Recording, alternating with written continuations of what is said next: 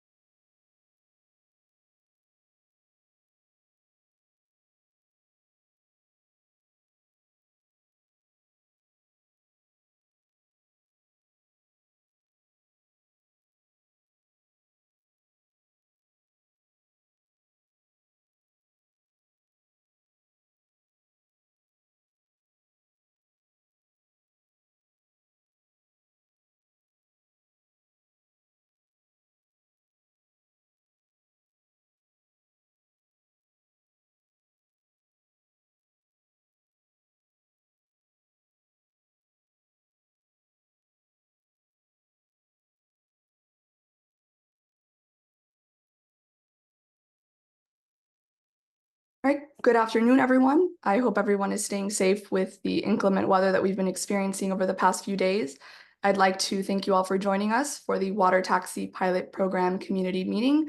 My name is Gabriela Gonzalez. I am the Mid-Beach Neighborhood Affairs Coordinator, and I'm going to be presenting to you all this afternoon our Transportation and Mobility Department that'll be walking us through our presentation.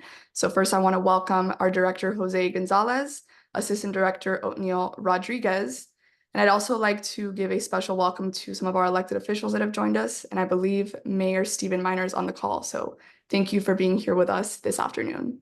Without further introduction, I'll turn it over now to Othniel so that he can walk us through the presentation, and we will have a portion of public comment at the end, so please stay tuned for that as well. Othniel? Thank you, Gabby, and welcome again, everybody. Good afternoon. Welcome to our Water Taxi Pilot Program community meeting in anticipation of our launch of our new water taxi service. So just to give you guys a little bit of a brief overview, as if you guys have been following the development of this particular pilot program, at the June 28th, 2023 City Commission meeting, the Mayor and City Commission, pursuant to resolution, waived the formal competitive bidding requirement and directed the administration to negotiate a one-year contract with Poseidon Ferry to provide a water taxi service pilot program between Miami Beach and downtown Miami. And as a result of that direction received, then the administration proceeded to negotiate the one contract with Poseidon Ferry and brought it back to the City Commission in September 13, 2023, for approval. And that's why we're here today. Now, we anticipate starting this pilot program in late June 2024, and the same month that we're in right now. So in a few weeks, we anticipate starting this program. And as you can see here in this picture, here you can see the proposed route that was selected for the following reasons. For one, this route provides a multimodal connectivity and parking facilities on both the Miami Beach side and also the Miami side. Also, this route is not going to require any bridge openings and therefore not exacerbate the traffic congestion that we experience in our city. At the same time, this route is not going to compete with any other water taxi services providers in the area, and the length and the duration for a one-way travel time during this route is going to be 18 minutes. So from the Miami Beach side all the way to the Cielo Maria to downtown Miami, it would only take approximately 18 minutes.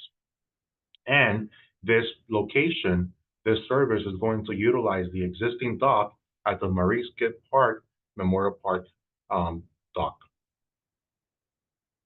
Now, a little bit more in depth as to the Miami Beach docking location. As I said already, it is located in the Maurice Gibb Memorial Park. It is a city-owned and city-maintained dock. It is close to parking facilities like the parking lot in the park, and also the parking garage in the Sunset Harbor garage. As I said, we have connectivity to the Miami Beach trolley service. They are on 18th Street and Purdy Avenue, as you can see in the diagram. You can see there's a stop for the Miami Beach trolley service, South Beach Loop B, that will take you from as you disembark from the water taxi, it will continue to provide you that connectivity to your destination. And then the dock that we selected was the floating dock. However, the utilization of that floating dock is pending the installation. As you can see in those pictures at the bottom, there is a set of stairs. So it requires the installation of a wheelchair lift to provide that ADA accessibility to and from the floating dock. However, in order to start our service, we have selected a temporary location at the same, very close to the proposed permanent location.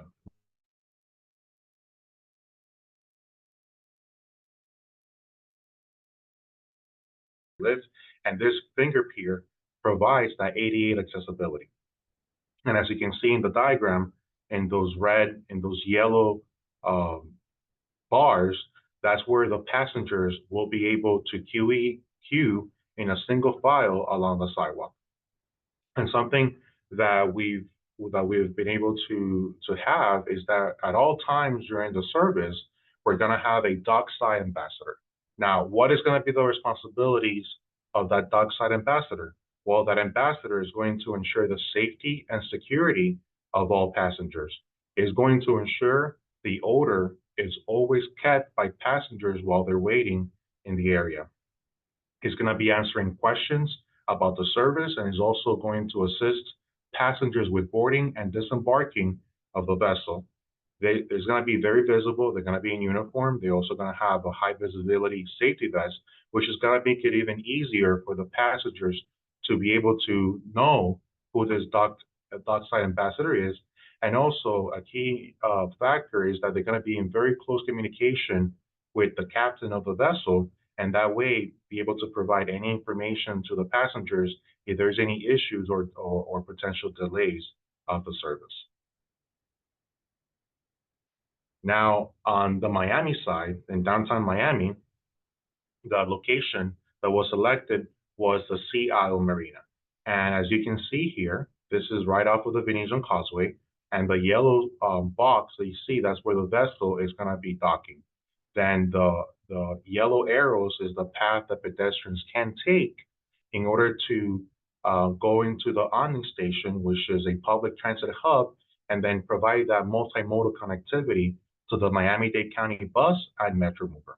So as you can see, both locations, both on the Miami side and the Miami Beach side, were strategically chosen to ensure that we have that multimodal connectivity for the surface and ensure the success of it. Now for the operation and the schedule that we will have. As you can see in the table, the services will commence at 7:30 in the morning and is going to run all the way to approximately 7:30 in the afternoon. And this particular schedule is going to have the ability to accommodate either whether you are a commuter or a non-commuter. And it's going to provide an alternative mode of transportation primarily during the morning and afternoon peak hours. Now, there will be a service interruption between 2 p.m. and 3 p.m. It's about an hour, and that is because there's going to be, this service will require a shift change. And the last time of arrival on the Miami Beach side to the Marisquet Park will be at approximately at 7:25, and that is not to interfere with the quality of life of our Sunset Harbor neighborhood. And something very important is that the schedule of the service can be adjusted from time to time, especially when we have high impact periods or high impact events in the city. As we're aware, we have those from time to time. Now, these are some pictures of what the vessel will look like on the exterior. This vessel is going to have, is a 2-deck vessel. It's going to have a first floor and a second floor. And then some pictures of what it's going to look like in the interior. There's some chairs that will be available in the first floor, and also in the upper deck is going to have a snacks bar, and also is going to have lavatories for the passengers. And just to mention that the capacity of this vessel is 149 passengers on any given trip, 149. And lastly, the water taxi ticketing options. So you can purchase your tickets. There will be a cost. If you are a resident of the city of Miami Beach, of 12 years of age or older, is going to be $5. However, you will have to show your ID that shows and that proves that you are a Miami Beach resident. If you are a non-Miami Beach resident, then the fare will be $12 one way. Again, it's only going to be $5 and $12 a one way. If you're a child of 12 years of age, it's free. If you're a senior citizen, it'll be $6. However, if you are a senior citizen that happens to be a Miami Beach resident, you would only pay $5, which is going to be the lesser of both fares. And we're also going to be providing a commuter package. You could purchase 10 trips or 40 trips. 10 trips is a one-way, a two-way ticket per day, Monday through Friday, which will be $30, and a 40 trip pack, which is 4 weeks, $120. So that comes out to be roughly around $12 on a one-way. Now, there's different options in which you can purchase your tickets. You either can purchase the tickets on the vessel. You can purchase it by phone by calling the toll-free number 844-MB-FERRY. That is 844-623-3779. And then you will be speaking with a ticket agent. And the customer service hours are from 7 a.m. to 7:30 p.m. daily, Monday through Sunday. You also are able to obtain your tickets through the internet, PoseidonFerry.com, or you're also able to download the app, whether it be through the App Store or Google Play if you are an Android user. And with that, that concludes our presentation. Thank you. Thank you, Othniel. Just going to ask you to pull that slide up. I did see on the call Luis Atencio from Commissioner Magazine's office and Monica Mateo from Commissioner Fernandez's office that joined. And I also wanted to acknowledge Blake Govin, who is the aide to Mayor Minor as well. Thank you for being here with us. So with that, I know there was a lot of information that we covered, but we want to open the floor for public comment. There are a large number of participants that have joined tonight's call, so we ask that all comments be kept under 2 minutes and directed to this particular project for the project team to address. If there are any detailed questions that need to be discussed further, my contact information is on the screen. Feel free to send me an email and I will connect you with the project team to better assist you with those specific questions. If you're joining us tonight via the Zoom app, you may use the raise your hand icon that is located on the bottom of your screen. It'll prompt us and let us know that you have a question, and I will make sure that you are have some form of a participation in tonight's call.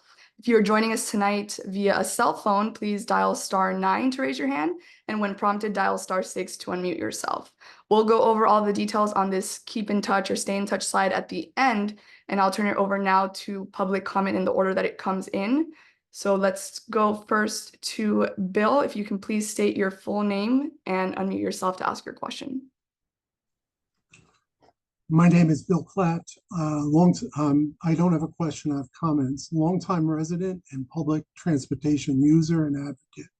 Number one, ferry duplicates the current Miami-Dade transit bus number 15, which you didn't comment on, which runs along the Venetian Causeway and goes right into that bus terminal.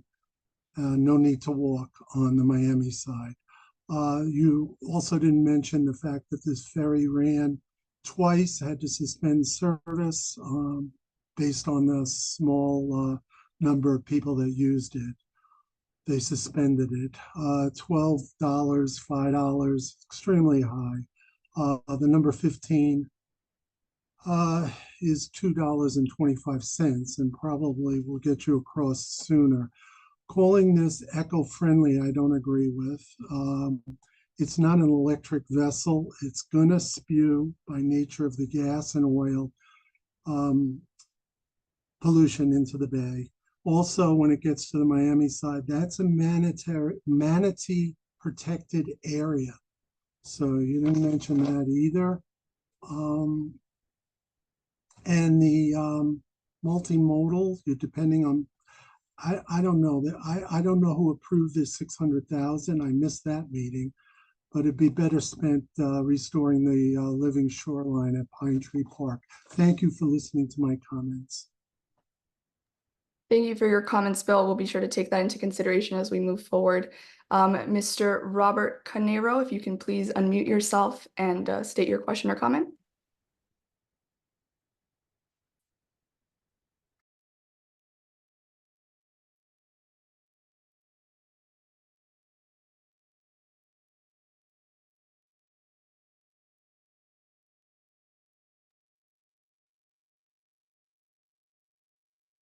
Mr. Canero, you may have to unmute yourself on your end.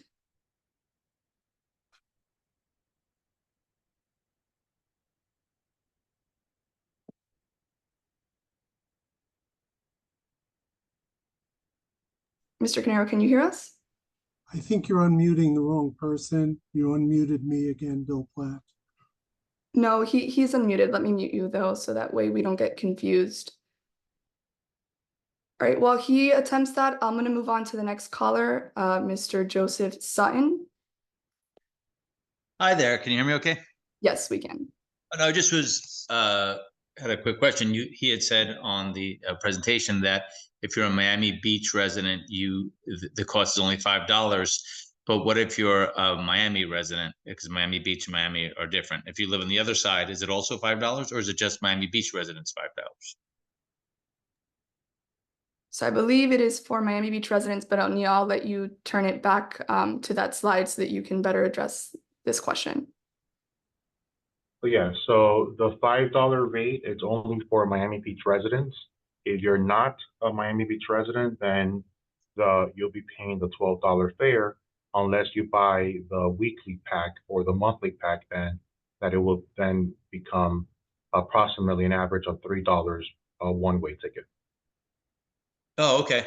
Okay, that's good to know. All right, thank you very much. Thank you.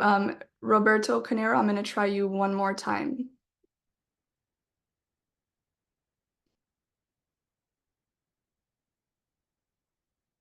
Roberto, can you hear us?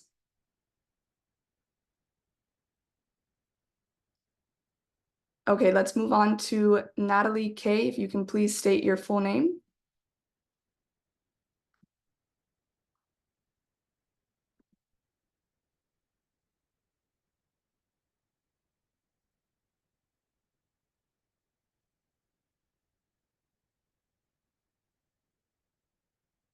All right, we'll move on to the next speaker. We have Sam Payravi. Sorry, I just unmuted properly, I think. Can you hear me? Yes, we can hear you. Hi, sorry. It's Natalie Kaufman here. I just want to applaud this new program. I am so excited about all the details that you shared. We have been waiting a very long time for alternatives to car traffic and bus traffic. Our air and water quality depend on us finding ways to get cars off the road. And this is frankly going to be a pleasure and a great addition to our quality of life for Miami Beachers to be able to get to the Arsht and the Metro Mover and all the great things on the other side and vice versa. So thank you very much. And thank you for making the pricing so reasonable. I'm very glad that families will be able to afford to hop this boat with their kids.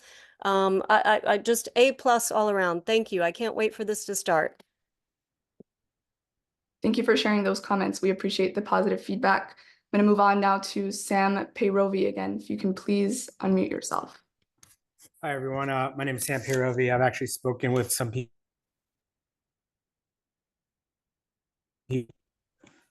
Sorry about that. I've actually spoken with some people on your team about the opportunity to work as part of this program.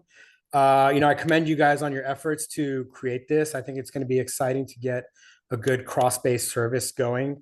What are the plans to bring in any sustainable or all electric, smaller and nimbler services to layer into this service and make it not only more accessible, but help it reach more points and service more people? So I'll turn it over to O'Neill and Jose if there's any plans for expansion as far as eco-friendly opportunities in the future with this project. Yes, I could try to answer the question. So as I said, this is a pilot program, a 1-year pilot program that we're going to be, trying out to see how successful it is. On a parallel path, we also have the direction that our Mayor Minor sponsored, which is to find alternative grants, also to further expand the waterway transit service. And part of that would also be looking for options and alternatives to potentially also come up with electric vessels that would be better for the environment. We've met with a few already, so that's definitely something that we have on our radar and we're working towards in the future. Excellent, thank you. We're going to move on to our next comment or question from Eric Stevens. You can please unmute yourself. Sure, how are you? I had a quick question. I guess it'll be a 1-year pilot. Are there some goal metrics for usership? Is the city of Miami or county funding this on the other side? I don't think we got an answer whether the discount's only for Miami Beach residents. It's going both ways. And I guess how will those metrics change from, I guess, the last time that this was tried, I believe from both similar locations? What can be done to kind of increase that? Do the boats cause the bridges to go up as they go from one area to the other?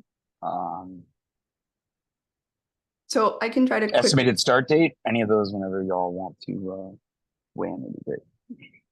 Sure. So I'll turn it over to O'Neill about estimated start date. And O'Neill and Jose, please correct me if I'm wrong with anything. But I do believe that the bridges will not be opening as far as allowing for the ferry to cross through Biscayne Bay. I think that was part of the purpose of selecting this particular route. And then I'll turn it over now to O'Neill to discuss date selection as far as when the program will launch. And of course, correct me if I'm wrong with anything that I might have mentioned. No, Gabby, you're correct. The route that was selected, and I'm sharing the slide again that shows the proposed route. It will not require any bridges to be open, as we will not have to go under any bridges. So that was one of the good things of the route that was selected. That we're staying on the north side of what we know as the Venetian Causeway. With regard as to the start date, our anticipated start date is June 17th. Weather permitting, we do have to do some logistical adjustments to the Miami Beach side that we're working with our departments internally. We're anticipating the week of the 17th to start the service. And I think, Eric, you also had a question about whether the Miami side assisting us with funding or if the county was assisting us with funding. I believe the answer Correct. to that is no. And I think, Neil, if you want to add to that. Yes, the answer to that is no. This is a private, public partnership between the city of Miami Beach and Poseidon Ferry. And as of right now, the city of Miami Beach is the only one subsidizing the costs of this particular service. Okay, Eric, great. Thank all you. the- I look forward to following up with you guys tomorrow on this. Excited to see where this all goes. Thank you. Thank you very much. Our next caller is Alan. If you can please state your full name. Hello, excuse me. My name's Alan Ackerman. I think this is great. Super excited. My question is, I just heard, I heard it mentioned that Miami Beach is subsidizing this, but still, the question is, I live in Edgewater. How come we have to pay full fare? Why don't we get a discount? You know, I mean, the ferry connects both ways.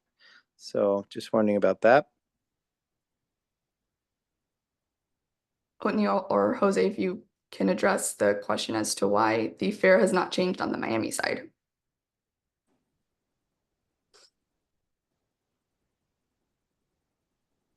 So this was, as I said, this was part of the direction provided by our city commission last year. Part of that direction was to provide a subsidized cost to the city of Miami Beach residents. At this point, we're not envisioning providing any other subsidies to non-city of Miami Beach residents, other than the alternative to buy a commuter transit pass that at that point in time, instead of paying even $5 for, like, which is what a resident would have to pay, it would be $3 on a one-way. Unfortunately, at this time, we're not envisioning providing. That's not to say that in the future, if the pilot is successful, it cannot happen. At this time, the rates that were shared are the ones that we're proceeding with as approved by our city commission. Thank you, Neil. We'll move on to our next caller, Johan Moore. Yes, good evening. I'm very supportive of this in principle, but I worry about some of the details, namely that it may fail because we're not instituting an ambitious enough pilot project. I also think that if we're going to subsidize, which we should, that we should subsidize it to compete with other modes of transportation. I also think that the location of the docks is really important, and I'm somewhat underwhelmed by the transit connections at Maurice Gibb Park and would urge haste in adding other routes, specifically to somewhere in the vicinity of 5th Street. I also think that it should probably go later in the evening, because while one can get to the Arts Center for a performance, one has to then find another mode of transit in order to come back. The final comment concerns the funding. By coincidence, since I receive regular emails from the Department of Transportation concerning various forums, webinars, grant applications, that very week, I believe, there are federal grant applications due for electric ferry subsidies. So I would encourage us to get really gung-ho about this and really make it extensive, make it cheap, make it frequent, and make it run until 10 or 11 o'clock at night. But thank you very much to all of you, including to the mayor, for putting this forward. Thank you. Thank you for your comments, Johan. We're going to move on to the next caller. You can please state your full name. I believe the caller is ADLT. Hi, my name is Arlene.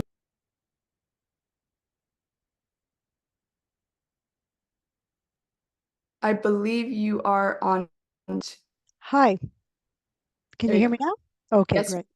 So my name is Arlene De La Torre. I live on the Venetian Isle. So obviously this will be really close and convenient for me. My concern with this is what happens, because I know we had this issue with the trolley. where there was low ridership and then the trolley was threatened with being discontinued. So I don't know how many people you're anticipating and if you have a minimum number of people for each ferry to run, and if there's going to be cancellations when people have planned trips on the ferry.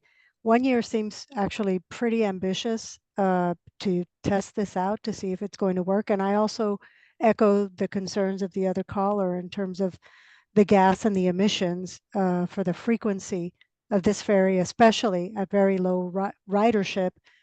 I think that this would be extremely a big impact on the environment. So I guess my question is, do you have any particular, let's say, KPIs or metrics that you're looking at when you say, okay, this particular ferry at this time isn't working, we'll discontinue it, or the program itself isn't working, even though you've contracted for a year?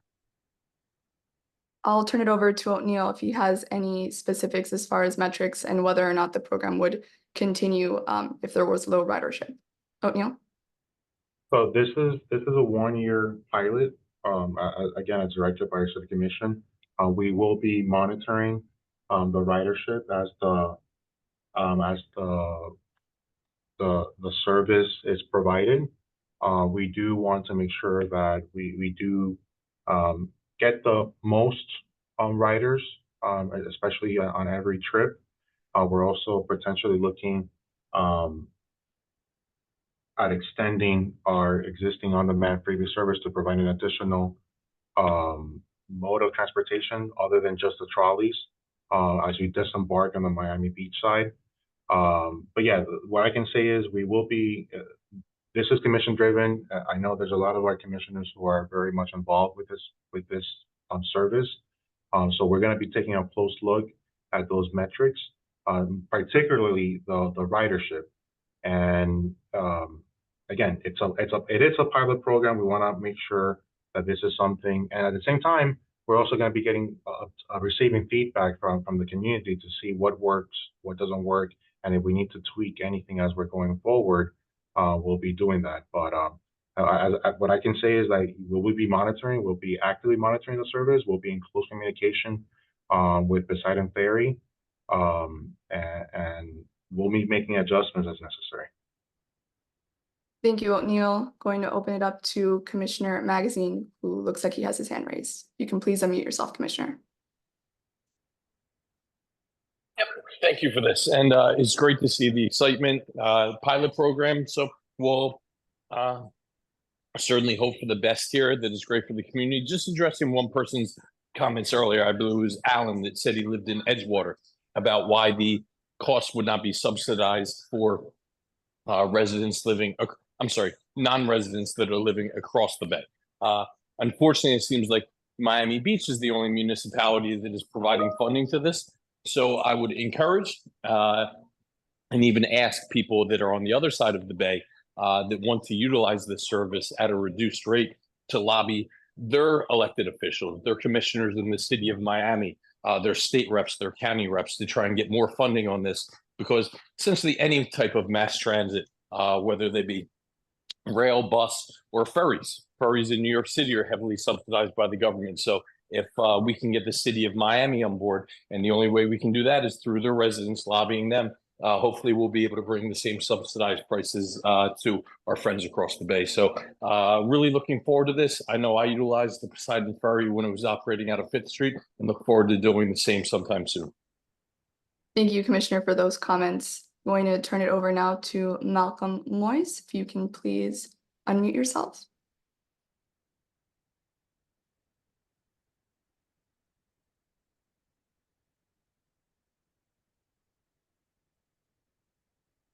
Yes, I'm sorry. Hi, my name is Malcolm Moyes. I work for Miami-Dade County TPO. I think you just answered the question. I was going to say that, I was hoping that you guys would probably work something out with the city of Miami to provide some type of incentives or so to be able to launch the service, for the residents on the Miami side. The reason why I was saying that is because although transportation, in my opinion, it shouldn't have any boundaries. You know, we're trying to get the point A to point B.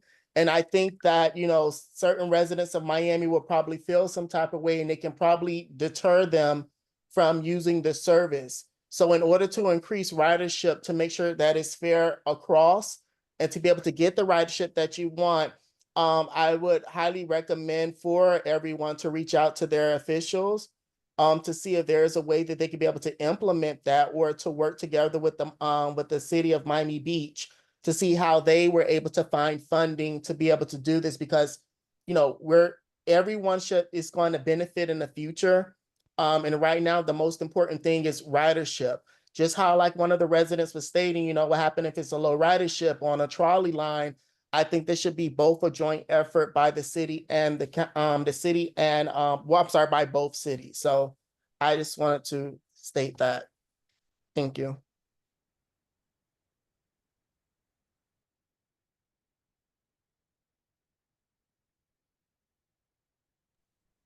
There you go. Hello, can you hear me?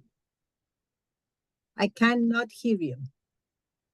I apologize, I was on mute, but I am turning it over now to you, Beatrice, and you can please state Okay, your. good afternoon. My name is Beatrice Herman.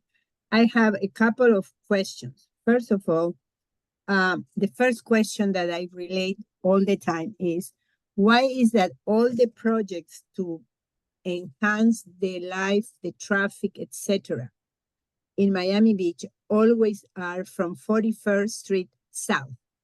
We live in the middle of Miami, and there is nothing really that's projected to help us with the situation. Why did you choose that particular area instead? And you did not thought about doing maybe two ferries at the same time, one for the north area and one for the south area. You all Miami Beach, and I talked this to the secretary of the mayor. It's always 41st South, 41st South, 41st South. That's my first comment. My second comment is, in your rates, you say senior citizens $6. We should, seniors, the majority, we have a great number of seniors in Miami Beach. We have this for public transportation, we have the free going. So you should have in consideration that although the guy who was reading this say, if you're a senior, it's going to be $5, in your presentation doesn't say that. And you should lower the price for seniors, living or not living in Miami Beach, because that's the way it's in the whole city. So I don't know, why did you take that into consideration? I understand it's a private company, but since the Miami Beach is subsidizing this, you should get this. Miami Beach should have that in consideration. The next question I have is, who's going to be paid for the ambassadors that you're going to have, and how many ambassadors are you going to have? Especially now that in the middle, starting the summer situation, those people are going to be there the whole day. They're going to be 15 minutes. How many, and who's paying for it? Magda Carol. The last one is, I don't think it's fair to us to get this meeting going today when you already have decided to start June 17. So we're giving you, some of us are giving you our input, but you didn't take into consideration that this is a week before. I don't think that's very reasonable, or that this meeting should have done maybe 6 months ago. Thank you, Beatrice, for your questions and comments, and I'll turn it over to O'Neill in just a second to discuss the ambassador's question that you had, as well as the reason why the location was selected. As far as fare structure, I did want to clarify from the presentation, senior citizens are $6, but if you are a Miami Beach resident, that is why the fare would be $5. So Miami Beach residents, it comes out to $5. And if you are not a Miami Beach resident, that would be the clarification for the $6. O'Neill, I'll turn it over to you. She had a question about. Wait. But that's what I told you. The $6 in your list is not clear that. It says senior citizen, 65, $6. You should have two entrants. Senior citizens, residents, Miami Beach, $5. The rest, $6. And also my comment is that you should have no charge for seniors since the public transportation is free when 65 and on. So I guess I didn't make myself clear. Understood, and we'll make sure to update the fare structure once we do share additional information in tomorrow's recap notice. And I'll defer the other comments and questions to Neil so that he can assist us with a response. Thank you. Great, thank you, Gabby. So one of the questions was about the ambassadors. We will have at least one ambassador there at all times during the service hours from 7:30 a.m. to approximately 7:30 p.m. So as long as the service is ongoing, there will be an ambassador at each location, both on the Miami Beach side and also the Miami side. Now, those ambassadors, that is part of the fee or is going to be paid by Poseidon Ferry. That is part of they will be assuming the cost. The city, it's only subsidizing this service in the amount of $600,000 as approved by our city commission. With regards to the feedback on this, we've had a few public meetings that this went to the finance committee in which it came out with a recommendation. Then it went to the city commission at least twice for approval, first to direct the administration to proceed with the negotiations, and the second time was to negotiate the contract, at which point in time the route was already determined and it was approved by our city commission.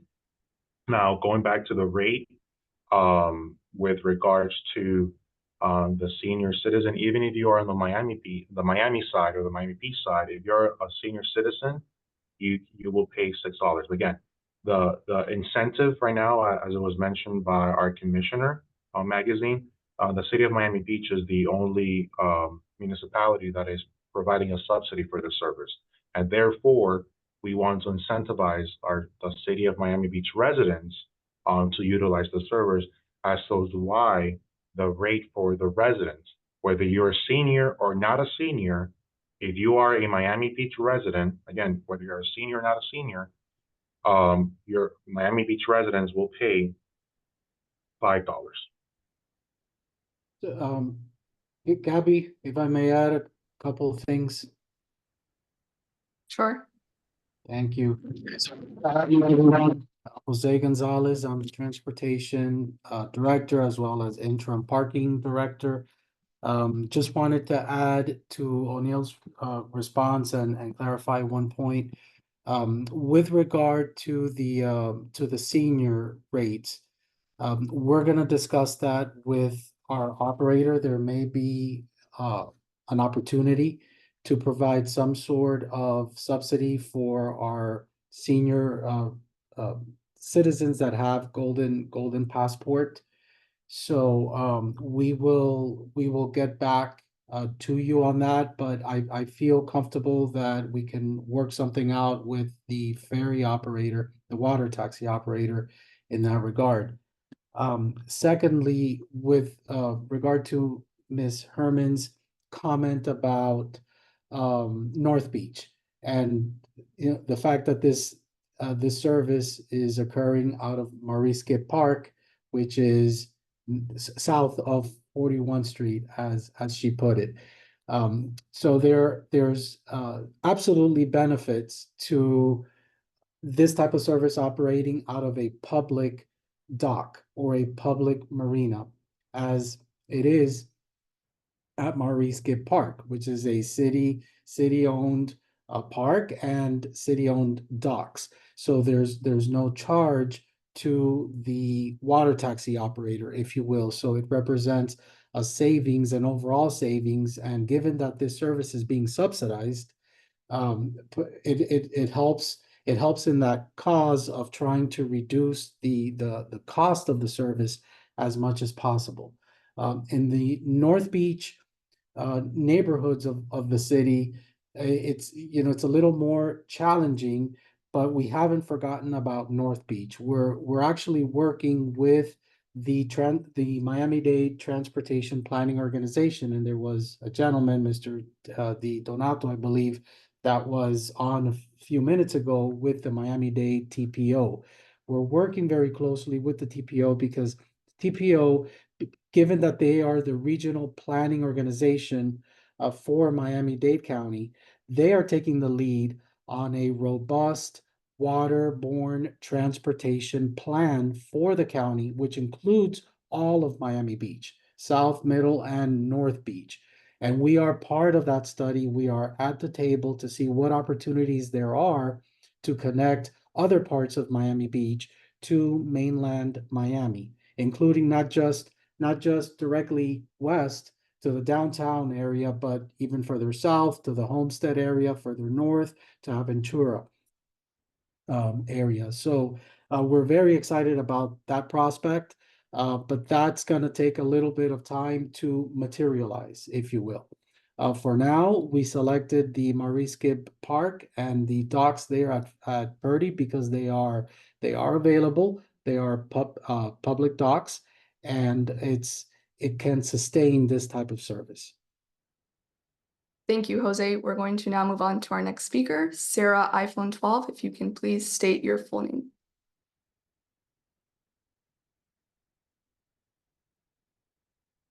Hi. Okay. Hi, my name is Sarah de los Reyes. I am the president of the Neighborhood Association for Sunset Harbor.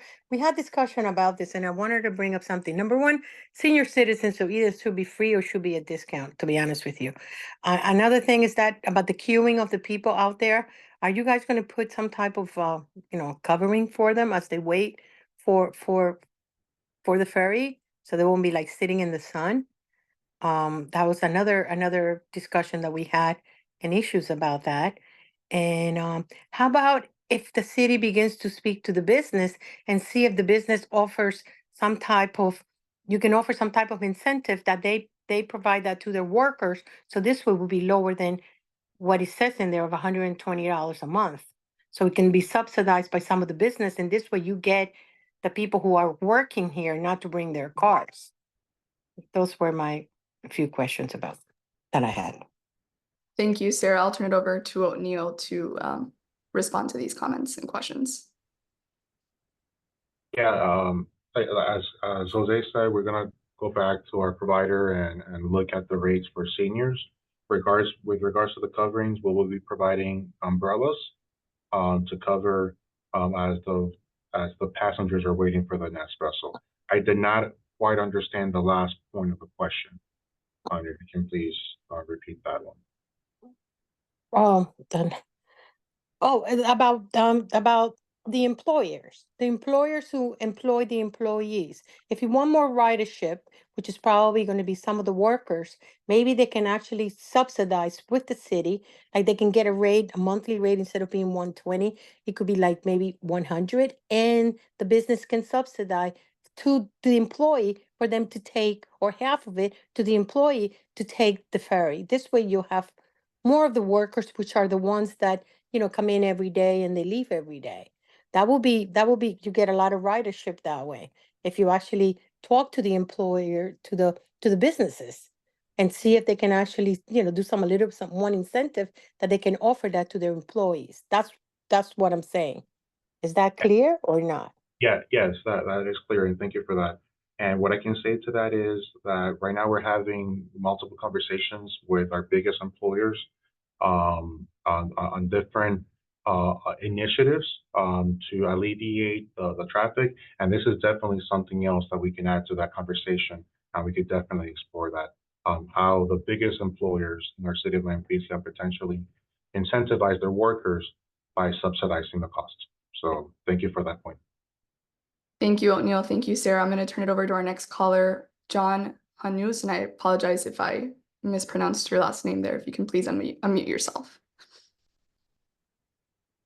Hello, John. Janice, Janus, Juanus. I respond to pretty much all the above. Thank you very much. I work for Freebie, and so this conversation may has already taken place between us. I don't know. But we operate a service partnership with the City of Miami Beach for Mid-Beach, and it does include the Publix and Sunset Harbor. If it hasn't been considered yet, I would suggest maybe extending that just a little bit to include Maurice Gibb Park there, so we can be a first mile, last mile service for everything from Dade Boulevard up to 63rd Street. especially for like a lot of the domestic workers that come in and out of Miami. This way they don't have to drive and they can take the ferry and then take a freebie to the homes where they work in and vice versa. But I think the first mile, last mile service would contribute to the success of the program. So that's already been considered. I apologize for being repetitive, but just in case, I wanted to throw that out there. Thank you. Thank you, John. And O'Neill, I don't know if you want to add to that or you want me to move on to the next caller. Just to say that we Well, are I just wanna exploring that thank- alternative. Sorry. Sorry, Jose, go ahead. Thank you. I just wanted to thank John for that comment. Absolutely, we'll look at extending the geofence service area once the water taxi service is in service. We'll make sure that there's a seamless connection there to Mariskip Park, to our freebie service. Our freebie service is geofenced, so it doesn't go everywhere in the city. It goes to certain parts, but as part of that service, we do connect to hubs, to transfer points. And this is clearly a transfer point where, the passenger can transfer from water taxi to freebie. So we'll definitely look at extending the geofenced area of freebie as part of this water taxi pilot. Thank you both. I will turn it over now to Tori Kozlow. If you can please unmute yourself and state your question. Hi, can you hear me? Yes, we can. Okay, thank you so much. I had two questions. The first question was, can we bring bicycles onto the ferry? And the second question was, how does the city plan to market the water taxi to both tourists and residents so that they can increase usage of the taxi? O'Neill, I'll turn it over to you with regards to the bringing bicycles onto the ferry, if that's a possibility.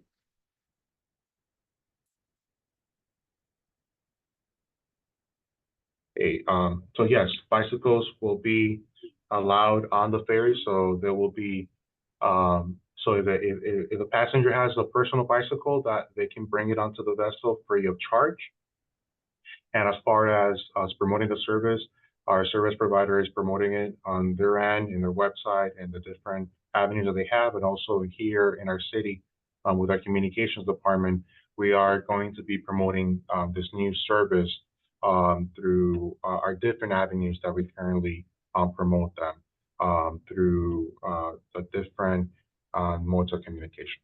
So we're going to be doing an extensive outreach to make sure that both residents, visitors, and everybody's aware that we're providing the service.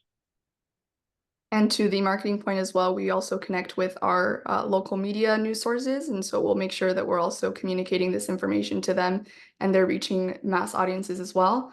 We're going to move on to our next caller, Hector Di Donato. If you can please unmute yourself. Hi, good afternoon. My name is Hector Di Donato, and I'm from Miami-Dade TPO. Thank you, Jose, for acknowledging. Yes, we are doing this separate study to further extend the water transportation network. And thank you for bringing up this study. The question I have, one, I'll be reaching out to you so you guys can share the presentation with me.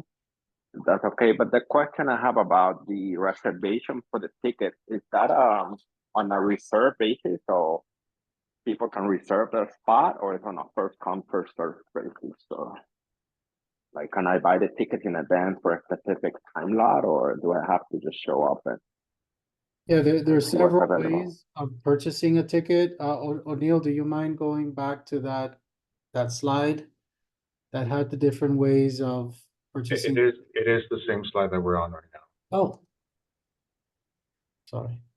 It is. So as I mentioned before, there's different ways that someone can obtain their ticket.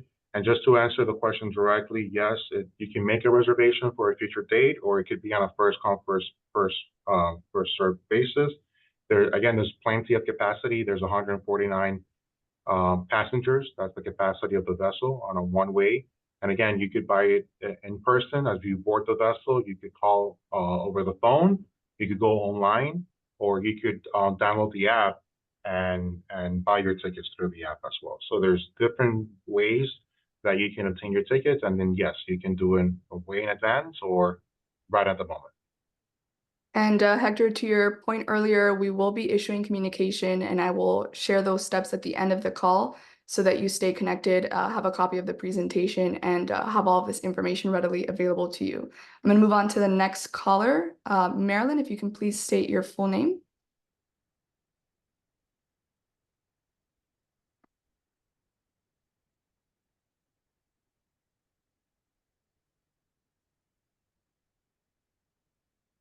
Marilyn, I think you might be on mute there.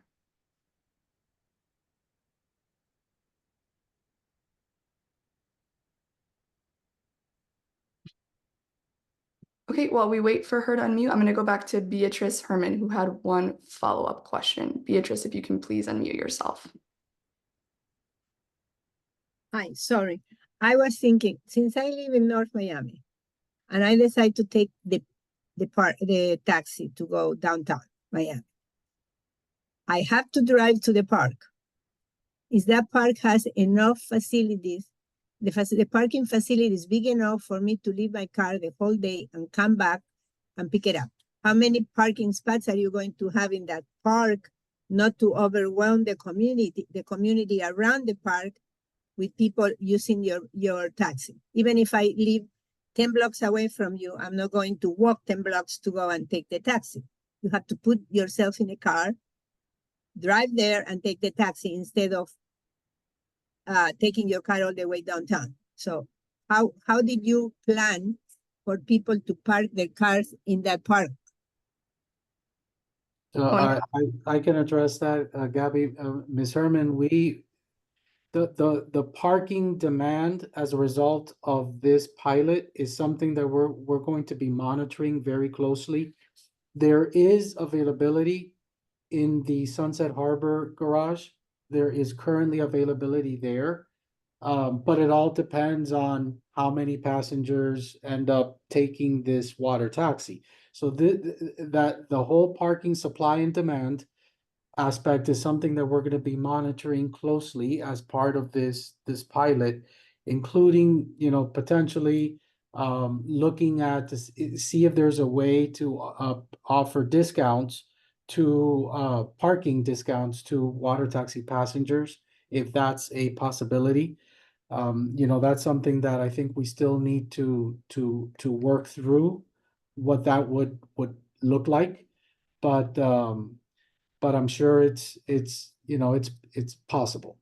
So it's a good point about the parking situation. We're going to be looking at it closely, but we feel comfortable that there's enough supply in the Sunset Harbor parking garage to sustain the service. Thank you, Jose. I'm going to turn it over now to Marilyn. If you can please unmute yourself. See if we can try this one more time.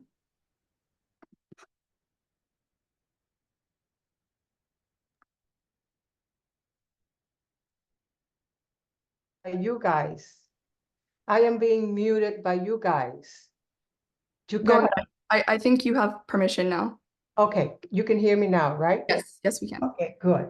Okay, my question is, I am the vice president of the Sunset Harbor Neighborhood Association, and we want to make sure that this ferry would not qualify Sunset Harbor as a transportation node that would allow for even more high-rise development, like they wanted to do with the link.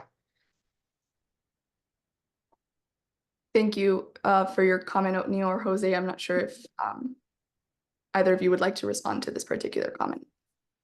It's a question. What I could offer is that the scale of the public transit service makes a big difference. In this case, we're talking about a pilot of only one vessel, with a certain capacity. So certainly not something like, the Bay Link or some other type of mass transit service, which really carries masses of people. This is a much smaller scale operation, which should not in any way affect, land use or anything, in terms of more development or anything like that. This is simply another alternative, another tool in the toolbox that we are trying out, piloting, experimenting, testing to see if it works. And then, if it does, perhaps we can expand up on it, but expanding in terms of connecting it to other docks and marinas that we have, in the city or even on the mainland. Thank you. We just want to make sure, because that is really important. That was one of the reasons the BaitLink was so unpopular. So we don't want to end up in the same situation way down the road. Understood. Yeah. Thank you, Jose. Thank you for your question. I'm going to turn it now over to our last caller, Bruce Backman. You can please unmute yourself.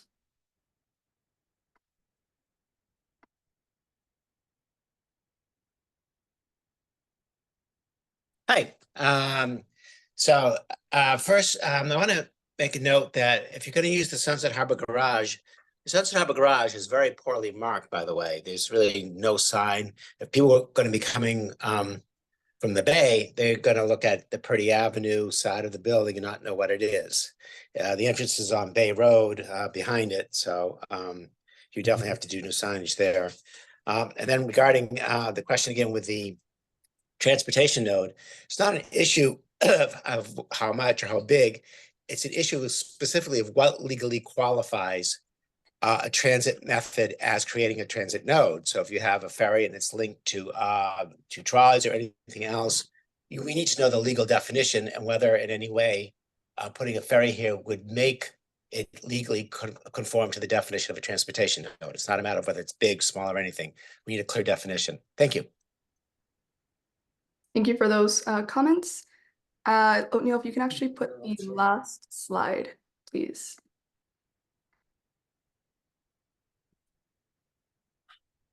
Excellent. So I know that there was obviously a lot of information that we covered on tonight's call, and we want to make sure that all of this is accessible to everyone. So on the right lower portion of your screen, you will have a QR code there. If you have capabilities to scan that QR code, please do so, and it'll take you to a page where you can sign up to receive our project updates.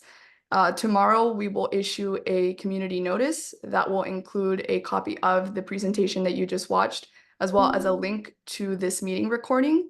This will also keep you updated as far as the progress of this project and any news or information that the Transportation and Mobility Department would like to share. We will continue to communicate through those means. If you do not have capabilities to scan this QR code, feel free to contact me. My email is on the left corner of your screen, and it is gabrielagonzalez@miamibeachfl.gov. If we weren't able to answer any of your questions tonight, or if you had further questions that you'd like addressed to the team, again, feel free to submit those inquiries to me as well, and we will be sure to share them with the appropriate person. Once again, we want to thank you all for participating in tonight's meeting, and thank you, and have a great rest of your evening. Thank you all. Thank you.